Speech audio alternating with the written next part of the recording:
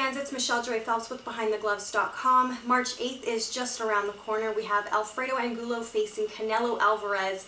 March the 8th, live on Showtime pay-per-view, right here from Las Vegas at the MGM Garden Arena. Now, both of the men are both coming off of losses. As you know, Canelo lost to Floyd Mayweather Jr. just this last September, and Alfredo Angulo was actually coming off of a loss from Erislandy Lara, who's a very tough opponent. Alfredo Angulo was able to drop Erislandy twice in their fight, though he did not win because it was stopped controversially due to an eye injury that Alfredo endured. So it was a really impressive fight. I was there and I saw, you know, the interaction from the fans and the crowd, and it was a really great fight to witness, especially because Erislandy Lara had never been dropped in his career. So we all got to see the pressure puncher that Alfredo Angulo is. I kind of just wanted to talk about a couple of things, you know, on how I think Alfredo Angulo can win this fight against Canelo.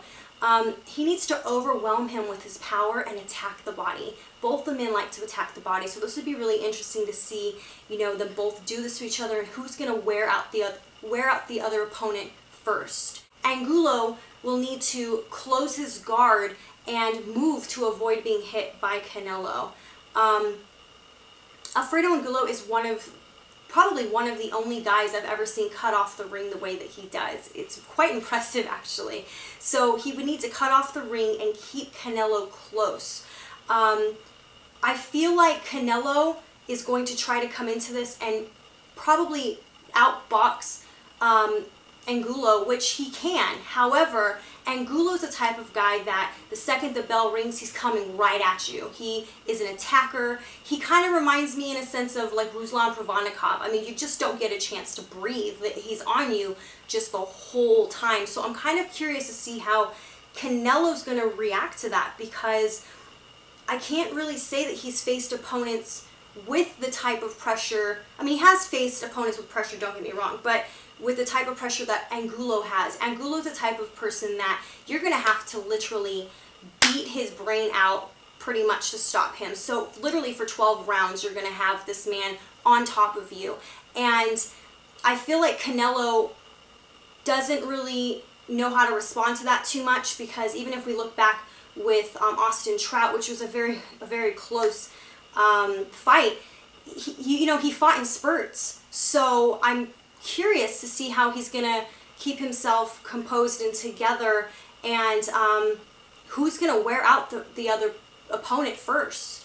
That's what it's really gonna come down to. But Alfredo Angulo has a puncher's chance. At the end of the day, everyone does. You never want to overlook any opponent. You know, I was at the press conference today and some words were being said, and I think at this point it's just, you know, there's a lot of pressure going on from each camp. You know, Virgil Hunter had made a comment. Virgil Hunter is Alfredo Angulo's trainer, for those that don't know. He made a comment about both fighters are going to walk out of this fight not the same. So that's a pretty intense statement to make. Apparently Alfredo Angulo has a pretty good betting odd. I'm not a bettor, so I don't really know the exact odd, but I was overhearing a couple of people, and apparently if you bet $100, you can win like $450 if Angulo wins. So I think those are pretty good odds, right? I mean, I would think that those were. Even the undercard, we have Carlos Molina versus Jermall Charlo, excuse me, and you know, there was a lot of controversy today about that, just on the fact that Carlos Molina was arrested yesterday for a prior assault charge. Apparently he had a warrant out for his arrest, and he was facing immigration issues after being arrested. And it was actually just announced about 2 hours ago that the fight will continue, which is great because this is the chance for Carlos Molina to defend his IBF title that he won over Ishe Smith last September. But also because Jermall Charlo has worked so hard and you know, for a very long time now to get this opportunity, his first title shot. And I interviewed him today, and he seemed really focused. He didn't seem too bothered by it. I think, you know, he believed that the fight was going to go ahead and continue, and thankfully so it will. So you know, make sure that you guys tune in March the 8th on Showtime pay-per-view. Don't miss this card. It's going to be really exciting. But stay tuned for more videos and coverage on BehindTheGloves.com. Bye, guys.